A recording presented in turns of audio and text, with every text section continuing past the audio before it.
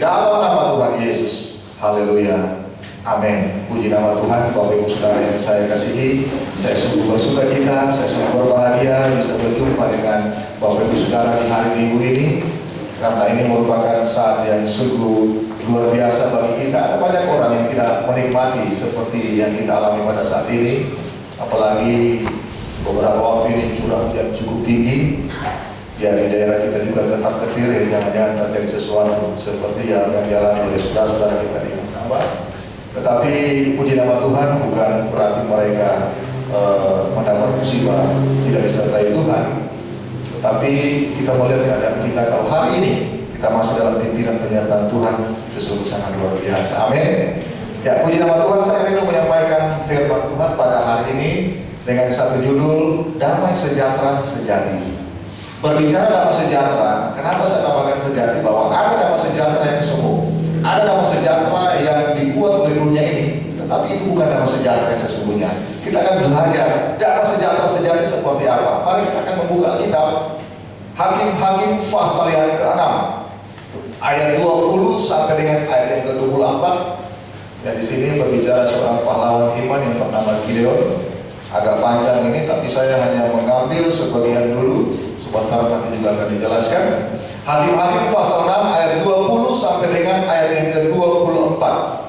Saya akan membaca, bisa disimak baik-baik, karena ini jarang-jarang kita dengarkan, jarang-jarang juga mungkin dibaca. Dan saya ajak kita fokus di perikop yang kita baca. Hakim-Hakim pasal 6 ayat 20-24, bisa disimak. Saya mulai. Berfirmanlah malaikat Allah kepadanya, ambillah daging dan roti yang tidak beragi itu, letakkanlah ke atas batu ini dan curahkan kuahnya. Maka diperbuatnya demikian. Dan malaikat Tuhan mengulurkan tongkat yang ada di tangannya, dengan ujungnya disinggungnya daging dan roti itu, maka timbullah api dari batu itu dan memakan habis daging dan roti itu. Kemudian hilanglah malaikat Tuhan dari pandangannya. Maka tahulah Gideon bahwa itulah malaikat Tuhan. Lalu katanya, celakalah aku, Tuhanku Allah, sebab memang telah kulihat malaikat Tuhan dengan berhadapan muka. Tetapi berfirmanlah Tuhan kepadanya, selamatlah engkau, jangan takut, engkau tidak akan mati. Ayat 24, ini yang akan menjadi fokus pembahasan kita. Lalu Gideon mendirikan mezbah di sana bagi Tuhan dan menamainya Tuhan itu keselamatan. Mezbah itu masih ada sampai sekarang di Ofra, kota orang Abiezer. Puji nama Tuhan. Bapak Ibu Saudara, berbicara tentang damai sejahtera, tentunya itu juga menjadi pokok kereduan kita. Itu menjadi kebutuhan kita, Bapak Ibu Saudara. Karena bagi orang yang ada di Masamba hari ini, ketika mereka berbicara damai sejahtera, tentunya bagaimana mereka luput dari terjangan banjir, dari gelondongan kayu-kayu yang dibawa oleh banjir yang menghantam rumah-rumah mereka, lumpur bercampur pasir yang memenuhi rumah-rumah mereka, menenggelamkan mereka, bahkan membawa korban. Hari ini kurang lebih 36 orang yang meninggal tertanam dalam lumpur, ada 18 yang masuk ntar dicari, mungkin sudah ditemukan, dan membuat 15.000 di beberapa desa mengungsi, kehilangan rumah, macam-macam. Dan ini tentunya membawa sesuatu yang tidak enak. Dan tentunya hal ini bisa menjalar ke berbagai tempat, apalagi di daerah kita ini curah hujan cukup tinggi, ya. Jalan ada putus di Parigi beberapa waktu yang lalu dan menimbulkan kekhawatiran. Dan tentunya berbicara damai sejahtera bertentangan, ya, dengan kecemasan-kecemasan seperti hal itu. Bapak Ibu Saudara, kalau kita lihat juga selama ini bahwa dunia ini memang juga cemas dengan COVID-19, ya, walaupun kita sudah new normal. Dan memang dalam berbagai versi atau pengalaman seseorang berbicara damai sejahtera yang membawa kebahagiaan itu beda-beda.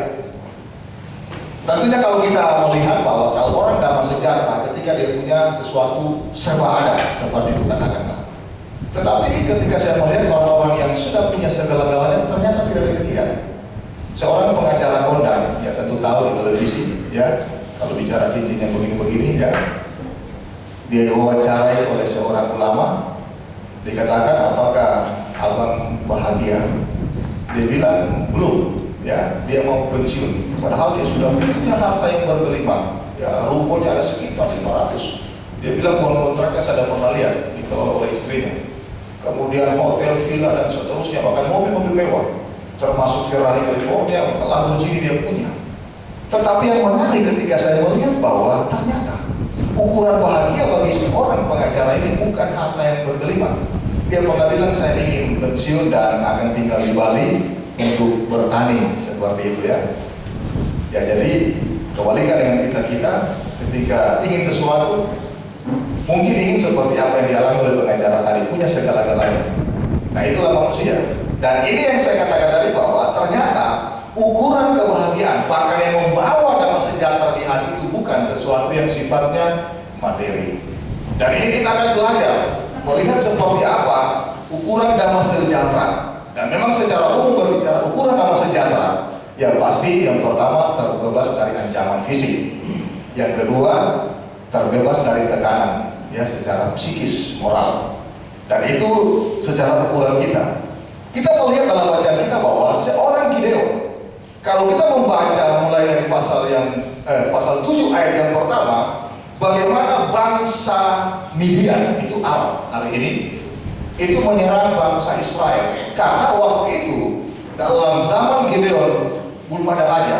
Karena ketika orang Israel merebut Kanaan dipimpin oleh Yosua, itu dibagi daerah-daerah mereka menurut 12 suku yang ada. Ya, tetapi bagi mereka waktu itu belum ada pemerintahan, masih teokrasi, Tuhan langsung. Nah, sehingga kehidupan mereka itu agak tidak teratur.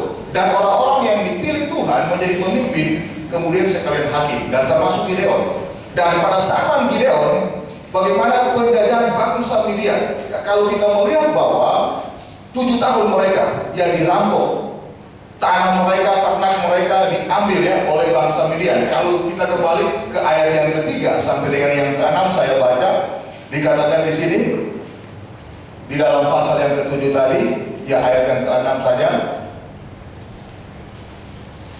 Ya, bagaimana bangsa Midian yang menyerang orang-orang Israel ya. Setiap kali orang Israel selesai menabur, datanglah orang Midian, orang Amalek dan orang-orang dari sebelah timur lalu maju mendatangi mereka. Berkemahlah orang-orang itu di daerah mereka dan memusnahkan hasil tanah itu sampai ke dekat Gaza, dan tidak meninggalkan bahan makanan apapun di Israel, juga domba atau lembu atau keledai pun tidak. Sebab orang-orang itu datang maju dengan ternaknya dan kemahnya, dan datangnya itu berbanyak-banyak seperti belalang. Orang-orangnya dan unta-untanya tidak terhitung banyaknya, sekaliannya datang ke negeri untuk memusnahkannya. Sehingga orang Israel menjadi sangat melarat oleh perbuatan orang Midian itu. Lalu berserulah orang Israel kepada Tuhan. Nah, ini sesuatu hal yang terjadi ya terhadap orang Israel dari penjajahan bangsa Midian. Mereka tidak mengalami damai sejahtera. Mereka mengalami tekanan yang luar biasa. Bakanan dia rampok, ya, piara ternak dirampok, dirampas, macam-macam. Dan mereka hanya bersembunyi di gua-gua. Betapa keadaan ini keadaan yang sangat tidak mengenakan, Bapak Ibu Saudara, yang dialami oleh orang-orang Israel pada waktu itu. Tetapi yang sangat menarik di ayat 23-24 di sini, itu dikisahkan bagaimana Gideon bertemu dengan malaikat. Ketika mereka berseru kepada Tuhan, Tuhan mengirimkan malaikat bertemu dengan Gideon. Gideon itu masih ragu apakah benar itu malaikat. Sebab kalau kita membaca ayat sebelumnya dikatakan bahwa dia katakan begini di ayat yang ke-12, ya ayat 13 saja. Jawab Gideon kepadanya, Tuhanku, jika Tuhan menyertai kami, mengapa semuanya ini menimpa kami? Di manakah segala perbuatan-perbuatannya yang ajaib yang diceritakan oleh nenek moyang kami kepada kami ketika mereka berkata, bukankah Tuhan telah menuntun kita keluar dari Mesir? Tetapi sekarang Tuhan membuang kami dan menyerahkan kami ke dalam cengkeraman orang-orang Midian. Nah, ini sesuatu yang dialami oleh Gideon ketika dia bercakap dengan malaikat. Dan yang luar biasa ketika terjadi percakapan, malaikat ingin meyakinkan kepada Gideon bahwa Tuhan menyertai dia. Dan ketika Gideon yakin, muncul kalimat di ayat yang ke-24 ini. Lalu Gideon mendirikan mezbah di sana bagi Tuhan dan keselamatan, mesbah itu masih ada sampai sekarang di Ofra, kota-kota Abiezer. Bapak Ibu Saudara, tadi saya katakan bahwa kenapa ini sangat menarik, karena ketika malaikat menyatakan bahwa akan menyelamatkan orang Israel, Gideon percaya. Sehingga Gideon membangun sebuah mesbah dan dia namakan itu Yahweh Shalom, Tuhan menyelamatkan, ya, Adonai Shalom. Dan ini sangat menarik sebab di situ Gideon belum mengalami pimpinan penyertaan Tuhan, pembebasan dari Tuhan atas orang-orang Israel, ya, dari penjajahan bangsa Midian. Belum terjadi. Tetapi Gideon mengekspresikan dia percaya bahwa Adonai Shalom, padahal mereka belum berperang. Nah, ini yang sangat menarik, sehingga penulis kitab Ibrani memasukkan Gideon namanya sebagai salah satu pahlawan iman. Nah, Bapak Ibu Saudara, kita akan belajar pada pagi hari ini pelajaran yang sangat menarik. Bagaimana Gideon, dia percaya, ya, sebelum terjadi sesuatu, dia percaya sudah memperoleh damai sejahtera itu. Gideon percaya bahwa sebelum terjadi satu pertempuran dengan orang Midian, dia sudah diberikan kemenangan. Nah, ini sangat luar biasa kalau kita bandingkan, Bapak Ibu Saudara, dengan keadaan kita hari-hari ini. Dunia Indonesia belum bebas dari COVID-19. Hal ini belum selesai, muncul lagi bencana di mana-mana, ya, banjir bandang, longsor dan seterusnya, menelan banyak korban. Dan tentunya keadaan hari ini keadaan yang sepertinya mirip dengan apa yang dialami oleh Gideon pada waktu itu. Waktu itu mereka menghadapi tekanan dari bangsa Midian. Tetapi hari ini kita menghadapi tekanan dengan keadaan alam, dengan keadaan ekonomi, dengan keadaan wabah dan seterusnya. Dan hari ini tentunya ketika firman Tuhan ini disampaikan akan memberikan satu kelegaan kepada kita.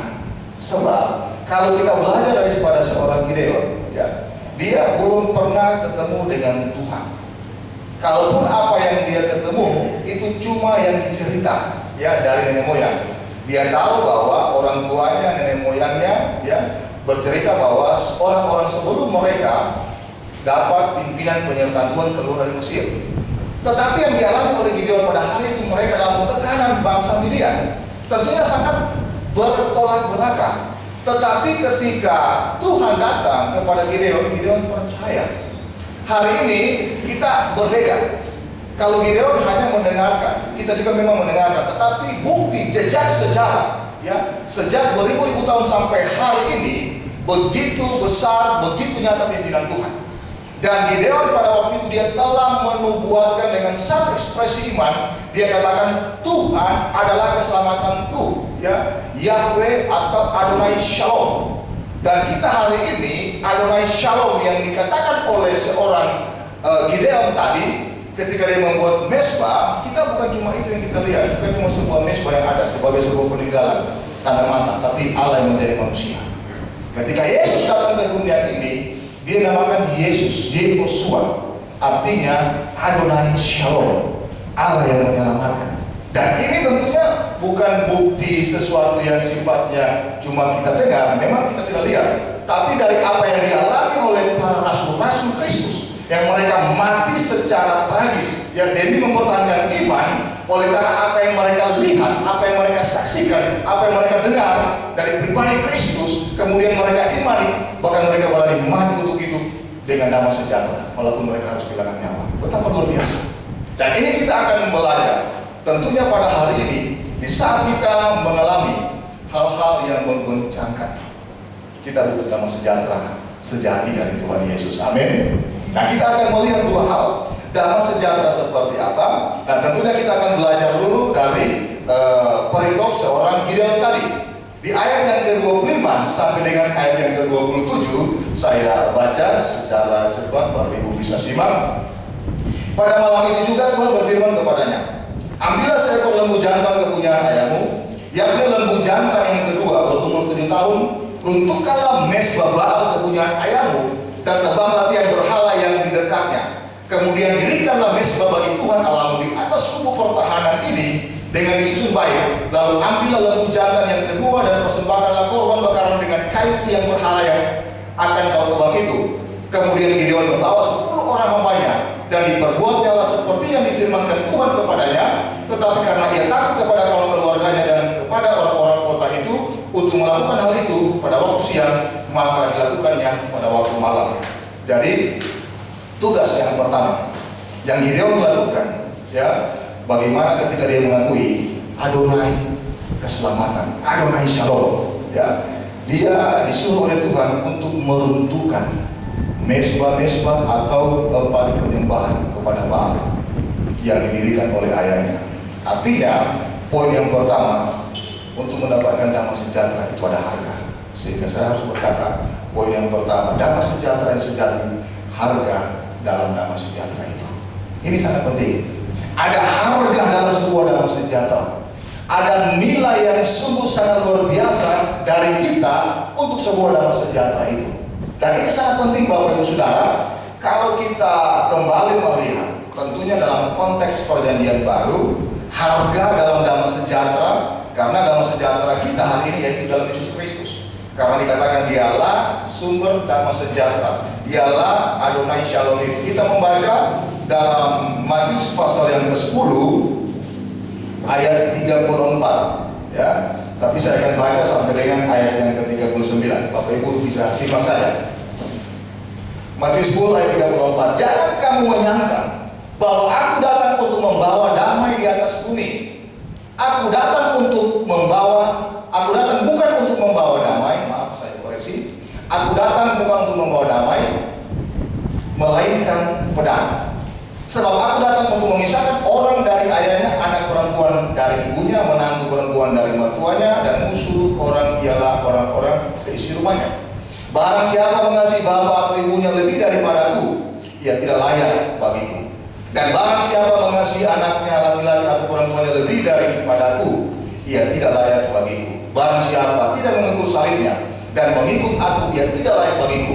Barang siapa mempertahankan nyawanya, ia akan kehilangan nyawanya, dan barang siapa kehilangan nyawanya karena aku, ia akan memperolehnya. Nah, tentunya ketika kita baca ini ada kebingungan di sana. Tadi dikatakan Yesus Kristus damai sejahtera, Yesus Kristus sumber damai sejahtera. Tetapi ayat ini bertentangan. Di sini Tuhan katakan, jangan kamu menyangka bahwa aku datang untuk membawa damai di atas bumi. Aku datang bukan untuk membawa damai, melainkan pedang.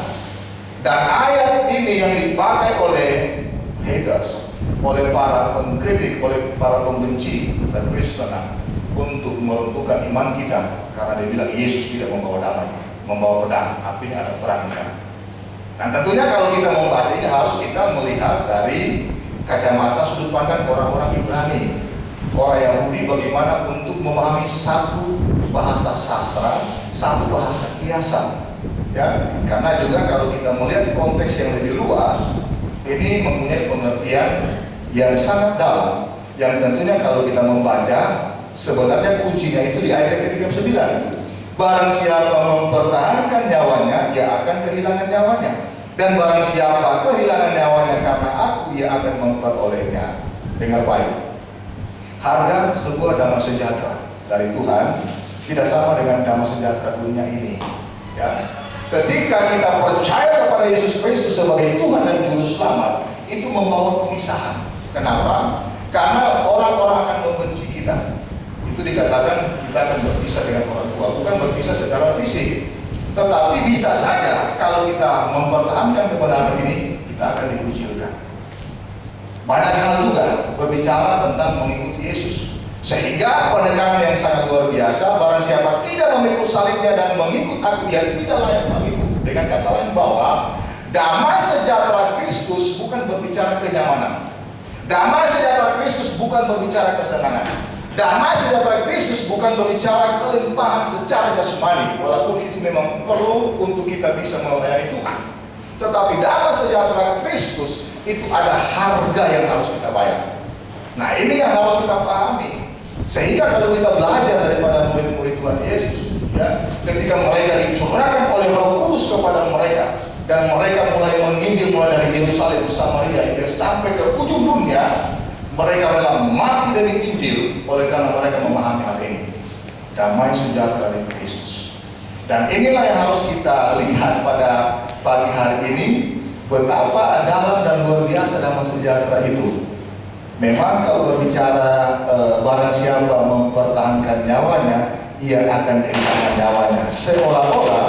Seolah-olah nyawa di sini kita harus mati, begitu kan kata-kata nyawa. Nah, tentunya kita harus melihat dari sudut pandang penulis Alkitab. Kata yang diterjemahkan nyawa di sini bukan roh atau kematian tubuh, ya, tetapi nyawa di sini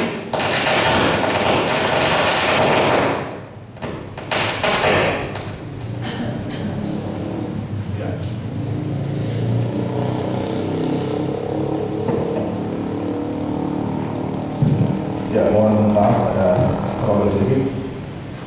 Berbicara tentang nyawa, ya, yang disampaikan oleh firman Tuhan tadi bukan berbicara nyawa dalam kematian tubuh, walaupun memang juga oleh murid-murid Tuhan itu ke arah sana. Tapi kita mau lihat dari apa yang disampaikan atau diceritakan oleh Matius, ya, karena Matius mempergunakan bahasa Yunani dan kata nyawa diterjemahkan dari kata psuke.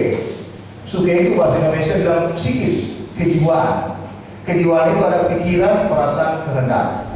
Nah, ini tentunya kita sudah mulai masuk memahami bahwa kehilangan nyawa di sini artinya bagaimana kita berani untuk kehilangan kenikmatan dunia ini. Ya, apa yang membuat nikmat pikiran kita dengan sesuatu pikiran-pikiran dunia ini, apa yang membuat nikmat perasaan kita dengan perasaan-perasaan dunia ini, apa yang membuat nikmat keinginan kita dengan keinginan-keinginan dunia ini, itu harus dipadukan. Memang tidak enak. Tetapi disitulah kita akan memperoleh damai sejahtera itu, dan disitu harus membayar harga. Ikut Yesus itu harus radikal, ya. Radikal bukan berarti kita harus bunuh orang, bukan ini. Tapi radikal seperti Yesus, bagaimana radikal dalam kasih, itu namanya, ya. Kalau kita radikal dalam kasih, berarti dalam konteks keadaan hati kita, ya, kalau berbicara tentang kasih, berbicara tentang pengampunan, berbicara tentang tidak membenci, berbicara tentang memaafkan, itu dasarnya standar di bawah, rata tangan. Oleh karena itu ketika Yesus berkata dia sebagai hamba Allah itu doulos, artinya hamba saja, keset, cuma diinjak-injak. Yang menjadi pertanyaan, mampukah kita seperti itu? Mampukah kita ada dalam kondisi seperti keset yang mau diinjak? Tidak dapat, Bapak Ibu. Kenapa? Ada ego, ada harga diri dalam kehidupan kita. Tetapi kalau kita mau memperoleh damai sejahtera dari Tuhan, harga itu harus kita bayar. Ketika orang menganggap remeh kita dengan bentuk cara apapun, tidak akan terpuji Tuhan. Tidak akan terasa sesuatu. Bukan main, dari pandang ente bagi kita. Bukan main dari suka-suka bagi kita. Tunggungan, tidak akan muncul Bapak Ibu Saudara. Kenapa? Karena sudah rata tanah. Itulah damai sejahtera. Tetapi yang sering terjadi bahwa kita masih memiliki kadar yang tidak sama seperti Tuhan Yesus. Memang kadar orang berbeda-beda.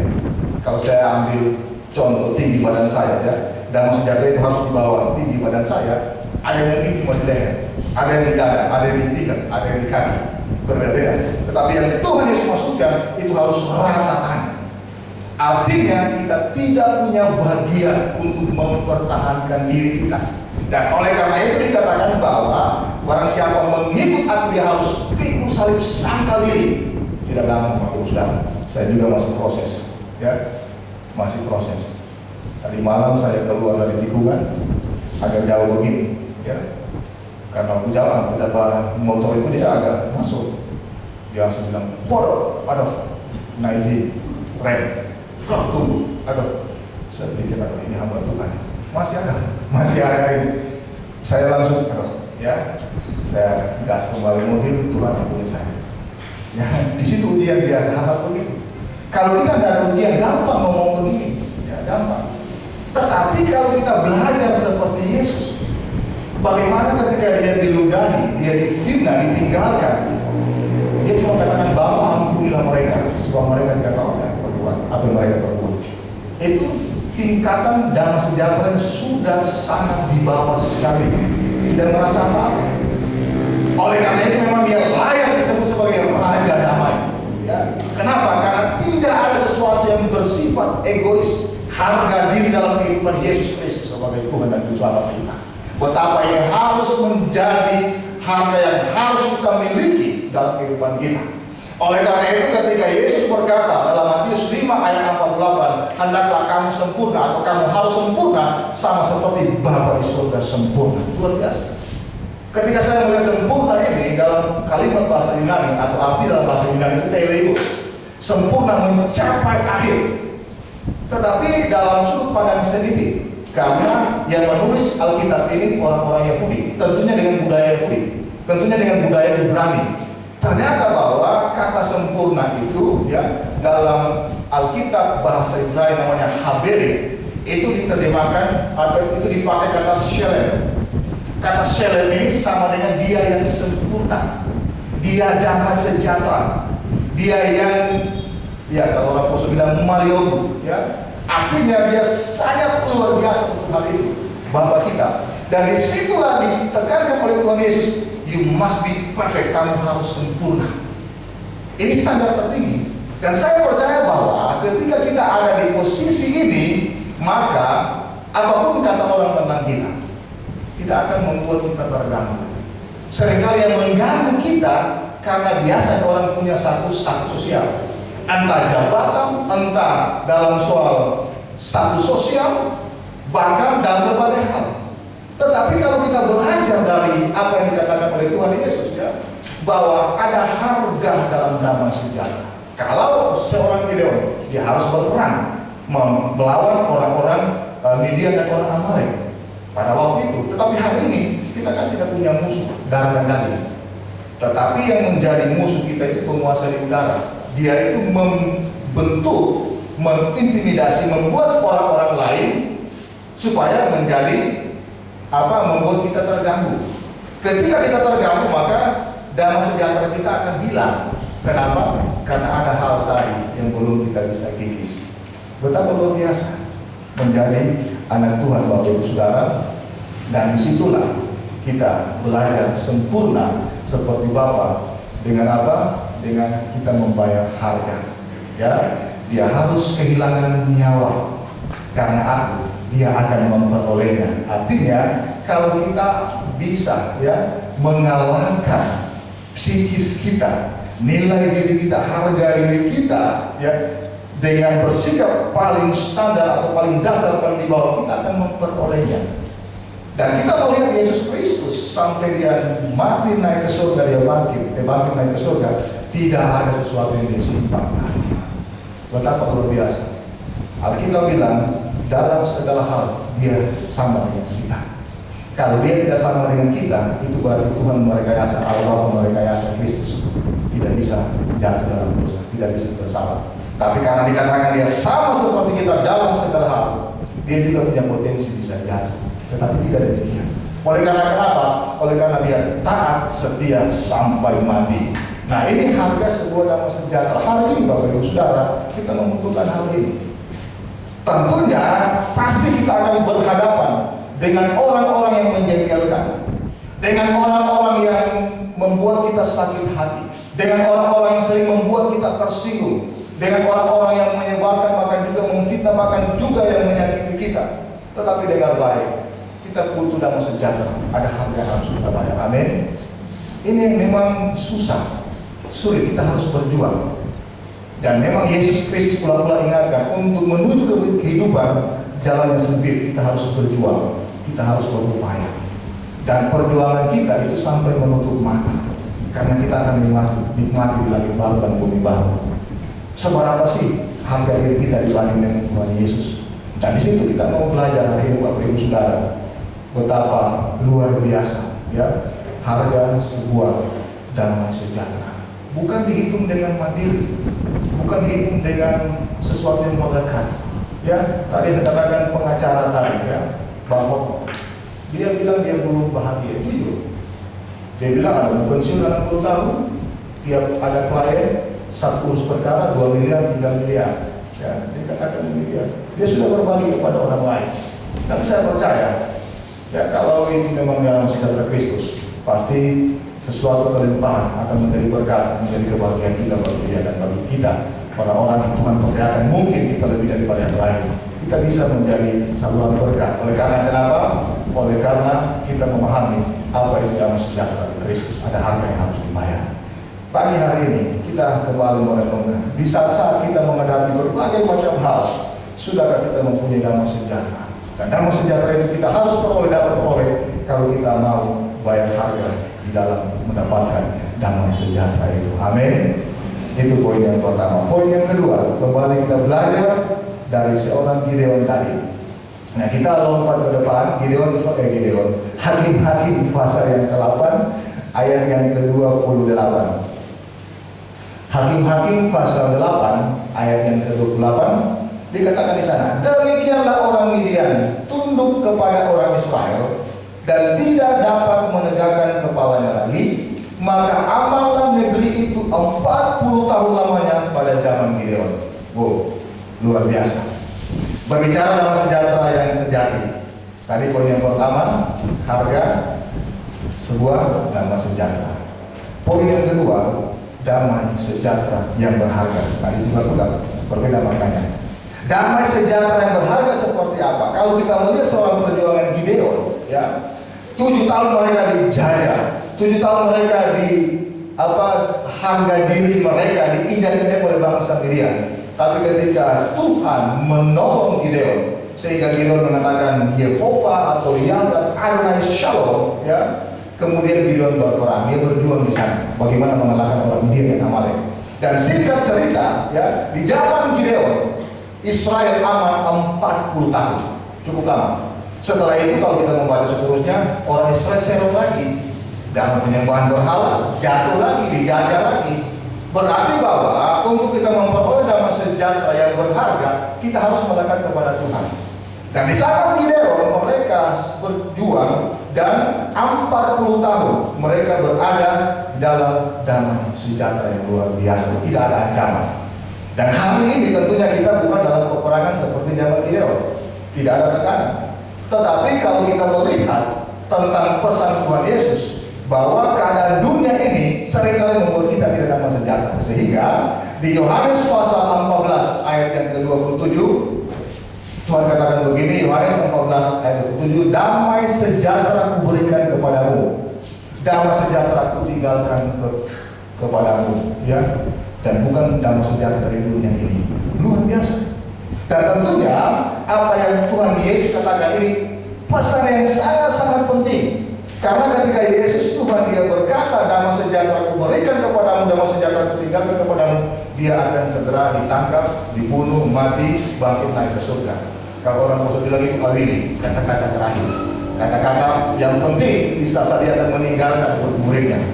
Betapa ini sesuatu yang penting bagi kita. Dia tidak meninggalkan harta benda, dia tidak meninggalkan sesuatu yang sifatnya materi, tapi dia katakan damai sejahtera kuberikan kepadamu. Diulang lagi, damai sejahtera kutinggalkan kepadamu. Luar biasa. Berarti ini satu harta kekayaan yang harus kita bawa sampai kepada kekekalan. Luar biasa hari ini Bapak Ibu Saudara. Dan inilah yang dikatakan oleh Tuhan Yesus. Kenapa? Karena dia tentunya tahu kita akan menghadapi berbagai macam tekanan. Dan seringkali damai sejahtera itu timbul, damai sejahtera itu hilang dari kehidupan kita oleh karena ada kecemasan, oleh karena ada ketakutan. Seringkali kecemasan, ketakutan itu hanya berada di area perasaan kita, ya. Tetapi dalam skala yang lebih luas, kecemasan atau ketakutan itu bukan hal yang biasa. Itu kuasa kegelapan sudah bekerja di sana. Ada yang namanya roh intimidasi. Saudara kalau pernah merasakan ketakutan, ya, itu jangan anggap remeh ketika hal itu sudah membuat kita tidak tenang, membuat kita tertekan. Ketakutan yang demikian itu namanya intimidasi. Ada roh di sana, ya. Ada roh yang membuat kita takut, ada roh yang membuat kita dicekam oleh kecemasan sehingga kita akan kehilangan iman percaya kepada Tuhan. Karena lawan kata damai sejahtera itu ketakutan. Dan ketakutan di sini bahasa Alkitab memisahkan. Berbeda ketakutan yang namanya misalnya kita ada di ketinggian, kita takut jatuh, misalnya atau naik pohon, itu bukan. Misalnya ada orang ketakutan ketika dia melihat laut, ada namanya fobia apa itu ya, dilihat melihat kedalaman, ada ketinggian. itu fobia. Nah, itu dari bahasa Yunani phobos. Bukan ketakutan seperti itu. Ada ketakutan karena kita misalnya melanggar perintah orang tua, takut salah. Itu bukan ketakutan seperti itu. Tapi ketakutan yang lawan damai sejahtera itu ketakutan yang membuat kita ada tertekan, yang membuat kita tidak bisa berbuat apa-apa, bahkan kehilangan percaya. Nah, ketakutan seperti itu yang bahasa kita bilang delia. Ya. Delia itu kalau kita membaca dalam 2 Timotius pasal pertama ayat yang ke-7, 2 Timotius 1 ayat 7, kamu diberikan bukan roh ketakutan, ya. Pneuma delias, berarti ada roh, ada pneuma di sana. Tetapi roh yang membangkitkan kekuatan, kasih dan ketertiban. Nah, itu perbedaan dari Roh Kudus. Berarti bahwa di dalam ketakutan itu ada pneuma, ada roh di sana. Tentunya roh ini memang kalau dalam Alkitab, mau dia roh setan, roh Tuhan sama, huruf kecil. Ya, berarti ketakutan ini punya roh. Kalau Alkitab bilang demikian, berarti dalam ketakutan itu iblis bisa bekerja di sana, menghilangkan kepercayaan kita kepada Tuhan. Dan kalau hari ini kita dicekam ketakutan yang berlebihan, perlu kita didoakan. Kenapa? Itu sudah permainan kuasa iblis. Karena ketakutan yang tidak wajar, Bapak Ibu Saudara. Ya, ketakutan yang wajar. Seringkali juga ketika kita takut bencana alam, ya, itu bisa. Takut memang wajar. Tapi sudah ketakutan, sudah ada roh, itu sudah ketakutan yang tidak wajar. Dan kalau kita belajar dari Rasul Paulus, kenapa dia berani bilang begini? Karena ya pernah sama 2 minggu lalu, 2 Timotius pasal 4 ayat 6 sampai dengan 7, dia bilang darah sudah mulai curahkan, kematianmu semakin dekat, tapi aku tetap memelihara iman. Artinya dia tahu dia akan dipancung, dia tahu dia akan dibunuh, dan hukum pancung itu hukum yang tidak enak sekali, yang membangkitkan ketakutan seharusnya. Tapi Paulus tidak. Dia tidak pernah merasa takut. Kenapa? Karena dia memiliki damai sejahtera. Oleh karena itu dia pernah berkata dalam satu suratnya, damai sejahtera Allah yang melampaui akal, artinya yang di luar cakrawala berpikir kita, yang di luar kemampuan kita berpikir, yang di luar rasionalitas kita, itu diberikan Tuhan kepada kita. Itu yang kita butuh hari ini. Dan oleh karena itu bahwa damai sejahtera ini sangat-sangat berharga, yang ada hanya di dalam Kristus Tuhan Yesus. Amin. Hari ini apa yang membuat kita takut, cemas? Kebutuhan ekonomi, pekerjaan, kesehatan. Ya, saya berbicara kesehatan, ya seringkali muncul seperti ini. Saya ini orangnya vertigo. Saya tidak bisa balik kanan terlalu banyak. Ya, tadi saya begini hampir mau jatuh saya rasa. Kalau sudah mulai jam 12, ya, saya selalu dicekam dengan itu. Saya bisa bilang, ibu, urutkan kaki saya, kepala saya atau apa. Ada ketakutan. Saya pernah membaca beberapa literatur rohani bahwa ada roh yang keluar di tengah-tengah malam, ya, untuk membuat orang takut.